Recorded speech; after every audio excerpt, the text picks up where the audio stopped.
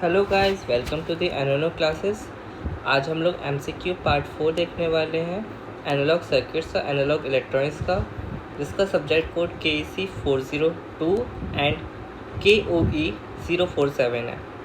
तो आज के सारे न्यूमेरिकल्स एंड एमसीक्यू सब हमारा यूनिट 5 से होंगे, जो कि हमारा op-amp applications.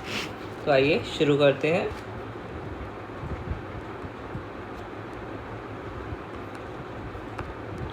Question number 1, op-amp is abbreviated as. तो ओपैम्प की फुल फॉर्म पूछी गई है हमसे। तो ओपैम्प की फुल फॉर्म होती है operational amplifier. Question number 2, op-amp is a dash type of amplifier. तो हमारा जो ओपैम्प होता है वो वोल्टेज टाइप का एम्पलीफायर होता है, तो इसका आंसर होगा voltage. Question number 3, op-amp is dash coupled voltage type of amplifier. तो हमारा जो ओपैम्प होता है वो डीसी कपल्ड होता है, तो इसका आंसर होगा op-amp is a DC coupled voltage type of amplifier. Question number 4, op-amp has dash gain high, low, zero, medium. तो इसका आंसर होगा op-amp has a high gain. तो अभी जो सारे क्वेश्चन थे वो सारे के सारे ओपैम्प की डेफिनेशन से ही थे। तो चूँकि अब क्वेश्चन नंबर 5 में आप तो समझ में आ जाएगा। A device with direct current coupled high gain electronic voltage type amplifier with one output and differential input is called.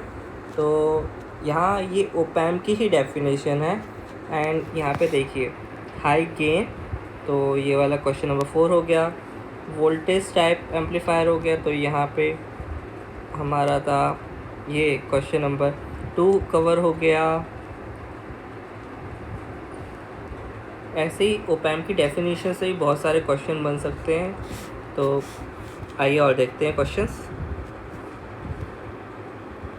Question number 6, op-amp has dash inputs. तो ओपैम्प हैज़ डिफरेंशियल इनपुट्स, तो इसको हम 2 भी बोल सकते हैं। तो ओपैम्प हैज़ 2 इनपुट्स या फिर differential inputs. Question number 7, op-amp has dash outputs. तो हमारा जो ओपैम्प होता है उसमें 2 इनपुट्स होते हैं एंड सिंगल आउटपुट होता है। तो ओपैम्प कुछ ऐसा बनता है, यहाँ पे इन टोटल 5 टर्मिनल्स होते हैं। Question number 8, the potential output of op-amp is dash times greater than the potential difference of input. तो हमारा जो पोटेंशियल आउटपुट ऑफ ओपैम्प होता है वो 1 लाख टाइम्स ग्रेटर होता है पोटेंशियल डिफरेंस ऑफ इनपुट से। Question number 9, op-amp is originated from dash computers. तो हमारा जो ओपैम्प है वो एनालॉग कंप्यूटर से ओरिजिनेट हुआ है। एंड ये सारे के सारे क्वेश्चन बहुत सारे तो नहीं है, मीन्स ये 10 तक क्वेश्चन मोस्टली बेसिक से ही हैं, तो ये सब आने चाहिए। Question number 10, op-amp performs dash operations. तो हमारा जो ओपैम्प होता है वो बहुत सारे ऑपरेशन कर सकता है, addition, subtraction, logical, arithmetics. Addition subtraction तो अरिथमेटिक में आ गया, तो इसका आंसर होगा अरिथमेटिक एंड लॉजिकल, तो बोथ ए एंड बी।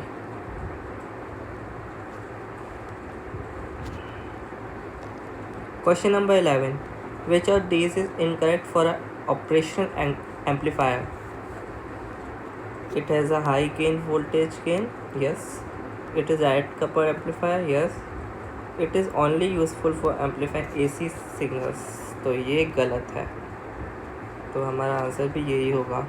जो हमारा ओपैम्प होता है वो AC as well as DC signal दोनों को एम्पलीफाई करने के लिए यूज़ हो सकता है। Question number 12, in an ideal op-amp which is not true, open loop voltage is infinite, input resistance is infinite, slew rate is infinite, या फिर CMRR इज़ ज़ीरो। तो इसका आंसर डी होगा, क्योंकि आइडियल ओपैम्प में हमारा CMRR common mode rejection ratio हमारा infinite होता है। क्वेश्चन नंबर 13, ये ओपैम का ब्लॉक डायग्राम पूछा गया है।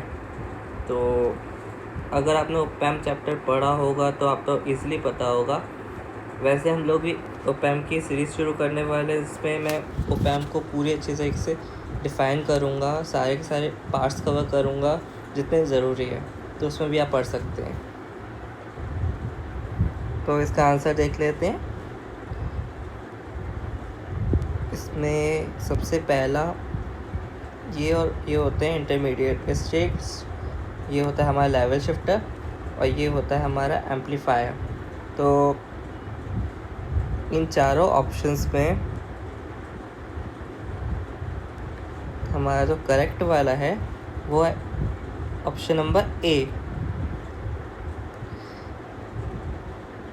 इसमें ए है हमारा dual input and balanced output differential amplifier, B part है हमारा dual input and unbalanced output differential amplifier, C part है हमारा level shifter and D part है power amplifier.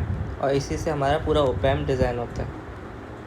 Question number 14, an op-amp uses a level shifter internally to prevent the loading effect. तो yes, the op-amp uses a level shifter internally to prevent the loading effect. Question number 15. Today op-amp are made with the help of discrete devices, integrated circuits, vacuum tube या फिर A and C। तो इसका answer है आज की date में op-amp हमारे integrated circuits IC की मदद से बनाए जाते हैं। तो इसका आंसर होगा B। Question number 16. Initially op-amp are made with the help of, तो इसका आंसर होगा A and C, discrete devices and vacuum tubes। आज के ज़माने में हम इंटीग्रेटेड सर्किट्स IC की मदद से op-amp बनाते हैं, लेकिन पहले हम discrete devices और vacuum tubes की मदद से op-amp बनाते थे। Question number 17. When the feedback not applied to the op-amp amplifier, then it works as a open loop mode, closed loop mode, variable loop mode या negative loop mode। तो इसका answer होगा open loop mode। इसको याद करने का तरीका, जैसे मान लीजिए op-amp लगा है और फीडबैक हमारा ऐसे ही आता है, फीडबैक हो गया तो ये क्लोज्ड लूप बन रहा है। तो और इसमें बात कह ही जा रही है कि फीडबैक अप्लाई नहीं है, मतलब ये वाला पार्ट नहीं होगा, तो ये पूरा ओपन है। तो इसका आंसर होगा ओपन लूप मोड। और अगर फीडबैक लगा देंगे तो ये क्लोज लूप मोड हो जाएगा।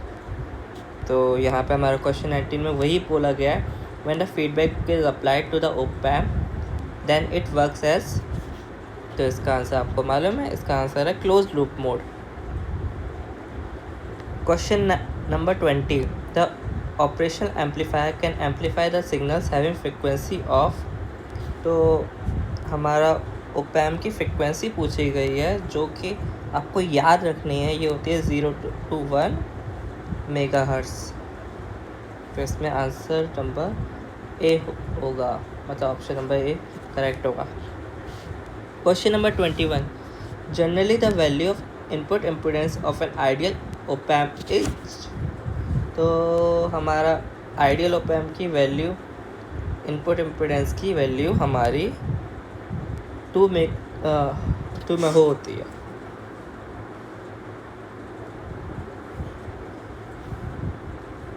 Question number 22, the difference between the inputs of op-amp is called. तो इसका आंसर होगा error voltage. Question number 23, with the negative feedback the total voltage gain of amplifier becomes unstable या फिर stable. तो negative feedback हमारे लिए ज़रूरी होता है, ये हमारे सिस्टम को स्टेबिलिटी देता है। तो इसका आंसर होगा stable. Question number 24, an op-amp consist of dash terminals. तो यहाँ पे मैंने op-amp बना के दिखाया भी था, ये देख लीजिए। इसमें टोटल टर्मिनल्स 1 2 3 4 5, तो इसमें 5 टर्मिनल्स होते हैं। तो इसका आंसर होगा 5 मतलब D. Question number 25, an operation amplifier can amplify AC signal, DC signal, AC and DC signal, या फिर सबके सब इनकरेक्ट है। तो इसका आंसर है AC एंड DC सिग्नल।